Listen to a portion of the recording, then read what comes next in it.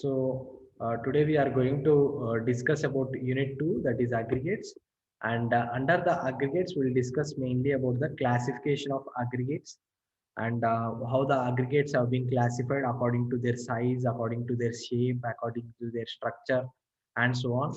And we'll also discuss, we'll also revise about the how all the aggregates have been characterized and how their strength, how the strength concept of aggregate is measured, and what are the tests which are used to perform the know the strength of the aggregates, and so on. And regarding the gap graded aggregates also, as well as what are the advantages of gap graded aggregates and disadvantages of gap graded aggregates, as well as what is meant by the recycled aggregate and their phenomenon we'll discuss in this aggregate chapter.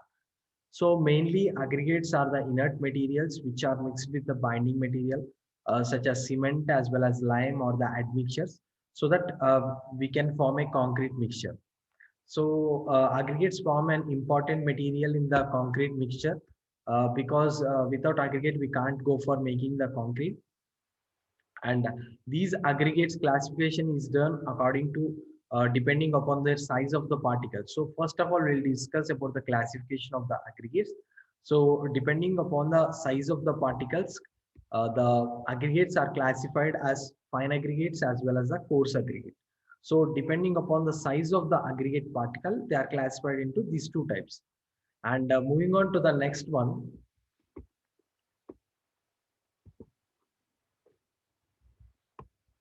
So fine aggregates. So what is meant by fine aggregate? Fine aggregates are the aggregates those which pass through the size of 4.75 mm. So if at all the particles are passing through the sieve of 4.75 mm, we can classify it as an fine aggregate. And most commonly used fine aggregates, we can take an example of sand, river sand, sea sand, as well as crushed stone, which is in the form of a powdery nature.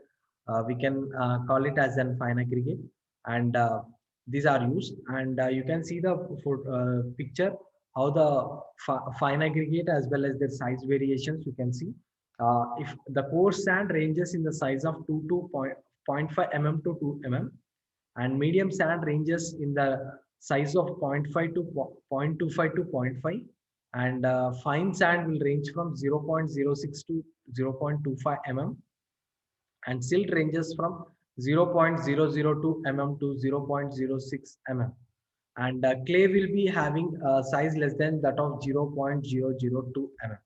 So these are the sizes of the fine aggregates. And moving on to the coarse aggregate. So what do you mean by the coarse aggregate? Coarse aggregate are those particles which do not pass through 4.75 mm ISC, and they can be termed as the coarse aggregates. And most commonly used coarse aggregates are crushed stone, gravel, as well as broken pieces of burnt bricks, etc.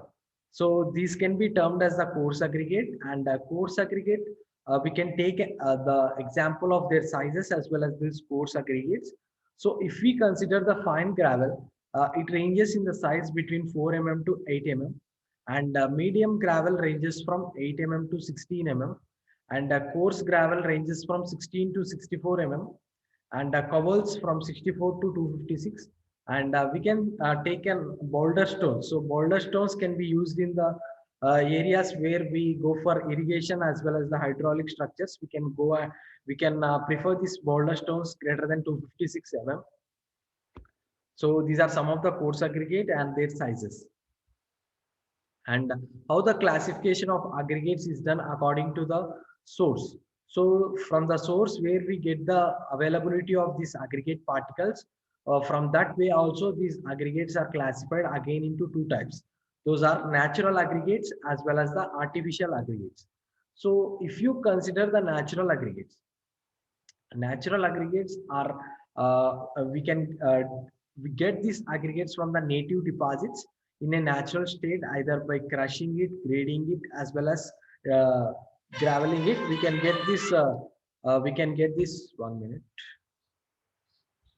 So in this way, natural aggregates can be defined, and artificial aggregates. So artificial aggregates means the aggregates which are aggregates which are obtained by the byproduct, might be by the manufacturing industry, as well as they can be derived from certain materials. So if at all they can be derived from certain materials, or they can are byproducts or manufactured by certain processes, like it might be of heating, it might be of burning, or it might be of certain mechanism. So we can say it as the objects or the materials or the aggregates which are obtained by the byproduct or by specially manufacturing them, such as heating as well as blasting it.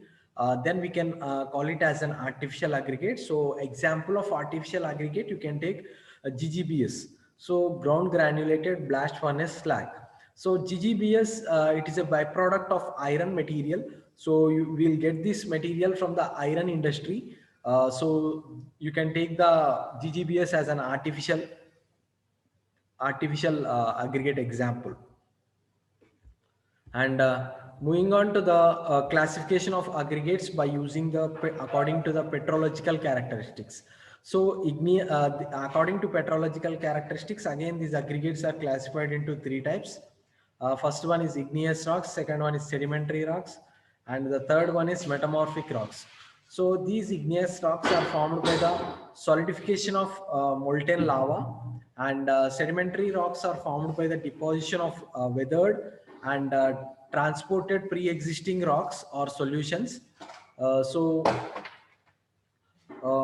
metamorphic rocks are informed under high heat and pressure alteration. So igneous rocks are formed by the solidification of molten lava, and sedimentary rocks are obtained by the deposition of so whether by the deposition of weathered and transported rocks also, these are sedimentary rocks are formed.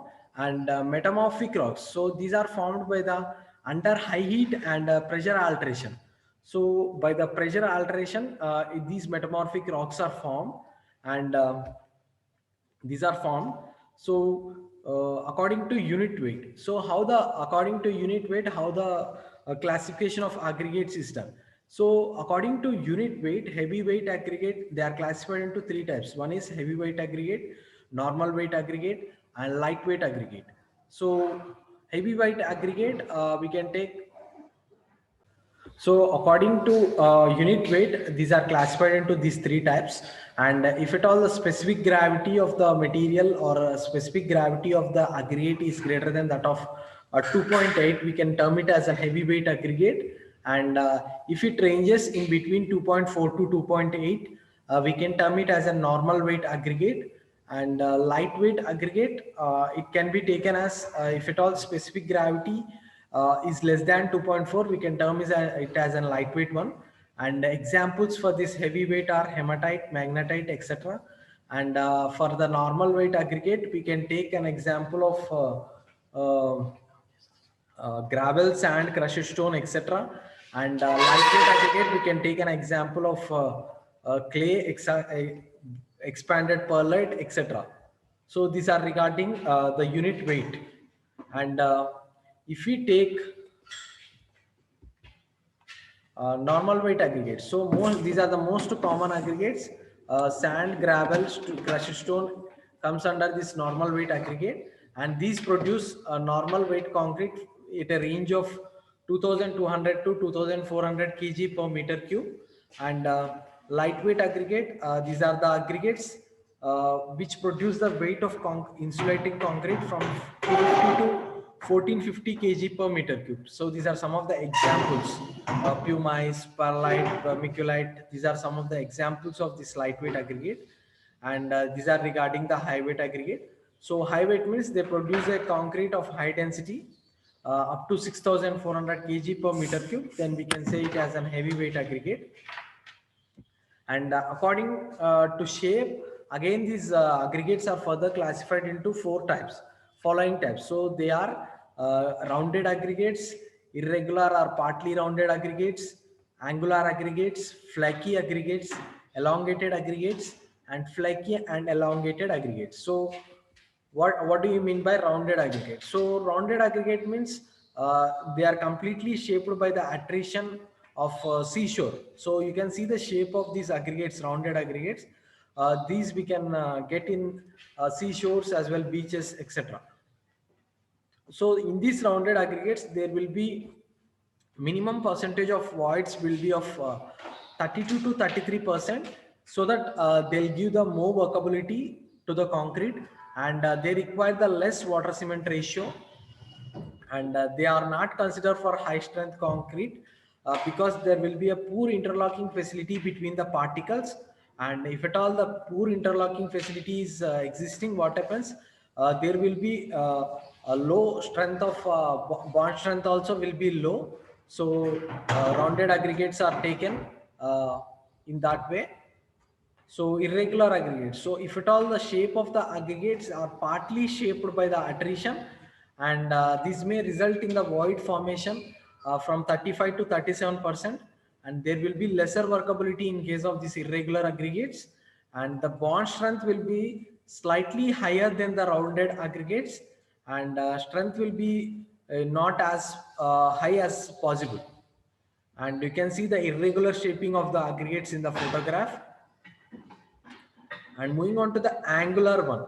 So angular aggregates means they will be consisting well-defined edges at the planar surface, and these can be obtained by crushing the rocks, and there will be the percentage of voids presence in this angular aggregates will be in the range from 38 to 45%, and hence they'll give the less workability by the percentage of voids. So void spacing will be more, then what happens, there will be a lesser workability, and they give 10 to 20% compressive strength only, because due to the development of aggregate mortar bond, and they can be used in the high strength concrete manufacturing also.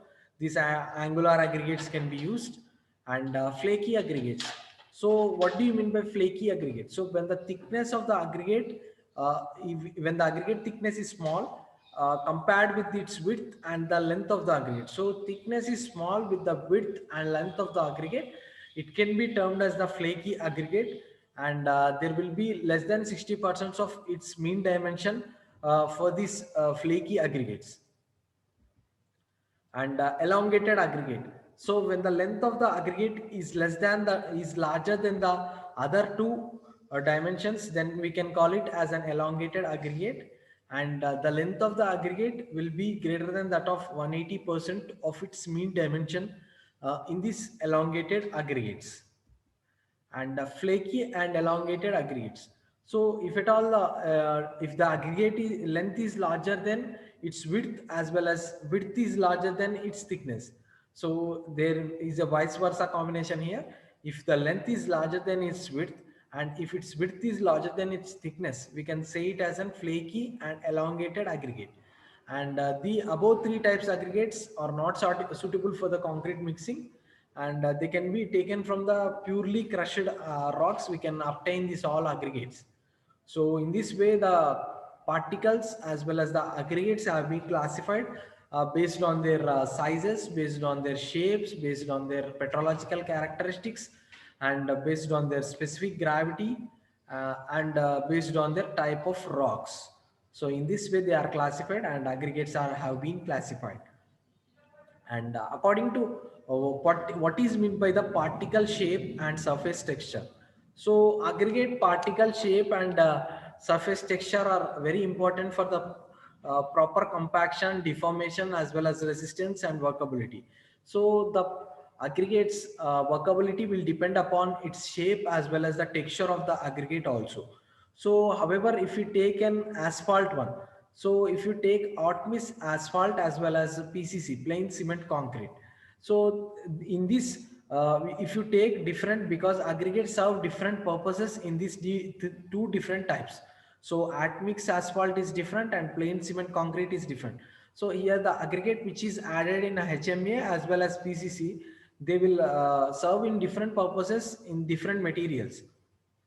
So if you take hot mix asphalt, so in the hot mix asphalt, what happens, aggregates will depend upon the aggregates will show, or it will provide the stiffness. So it gives the interlocking facility to the particles. So it provides the stiffness to the structure. in the hot mix asphalt. But in case of, if we consider in case of PCC, so in PCC, aggregate are used as an inexpensive high strength material to give the volume as well as the shape. So to give the volume as well as the workability to the structure which you are developing, in the PCC, aggregates are used as a strengthening material here. So it is acting and it is serving as different purposes in different materials. And particle shape. So particle shape create rounded particles will create less particle to particle interlocking than that of the angular particles, and they will provide a better workability as well as the easier compaction. So if you take an example of HMA, so there the hot mix asphalt, there will be less interlocking facility, and we can take it as a disadvantage also. And in these rounded aggregates will get compacted, as well as they will happen rutting phenomenon will takes place after the construction. So this can be used like that also. And for flat or elongated particles, so for flat or elongated particles, what happens, there will be compaction as well as break during compaction. So the aggregate particles will get broken, so that it will decrease the strength of the structure which you have developed. And smooth surfaced particles, so if at all the particles are having a smooth shape as well as smooth volume ratio, then what happens, it will be very easy to them to bind with the cement or asphalt it may be. So in hot mix asphalt, what happens, the bonded mortar effectively will make the surface of the particle into a roughed one. And in PCC, what happens, roughed particles are done into smoother one. So rough surface particles can be derived as well as desirable for both hot mix asphalt as well as the plain cement concrete. And test methods, so there are several test methods used to identify and quantify the aggregate shape as well as texture. So among them, some of the important tests which are performed for knowing the shape as well as texture are particle index test, uh, percentage fractured phase, it might be in coarse aggregate due to this angularity, and fine aggregate angularity also, and flat and elongated particles also. So a scientist named Murdoch has suggested a different method for expressing this angularity index. So he has given the angularity index, which is denoted by FA. So angularity index FA is equal to 3FH by 20 plus 1.0. So FA means the angularity number, and H and H means the height of or thickness of the aggregate particle which you are taking. So this gives the angularity index, and nowadays automated machines are also used. Automated a machine equipped with the video cameras as well as the laser rays. So lasers are also used for this index development of the index development as well as angularity index development. Modern methods are also used for it. And surface texture, so surface texture is the property, and it is the measure of which it depends upon the relative degree of particle. And relative degree of particle, whether it might be polished or it might be a dull in nature or rough in nature.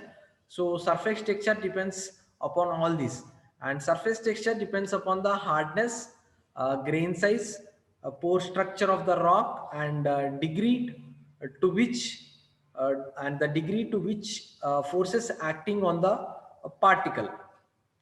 So what happens, if at all the smoothness of the area increases, then smoothness increases, what happens, contact area will get decreased. So if at all the polishing nature of the particle is more, the bonding area or binding capacity will get decreased. So surface texture will play an important role for the strength criteria also.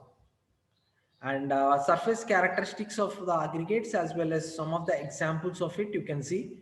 So glassy nature, surface texture having glassy nature, example of it is black flint. And a smooth surface structure, marble as well as slate. granular surface texture, sandstone, crystalline surface texture, limestone, granite, basalt, honey combined and porous surface texture, scoria as well as pumice. So see, these are the examples of some certain surface textures. And the strength of the aggregate. So concrete is having an individual ingredients in it, which includes the aggregate particles, cement, and fine aggregates, coarse aggregates, water content, etc. So the strength is dependent upon the bond between the all these ingredients. So if at all there is no proper bond existing between all these particles, the strength of the concrete will be less.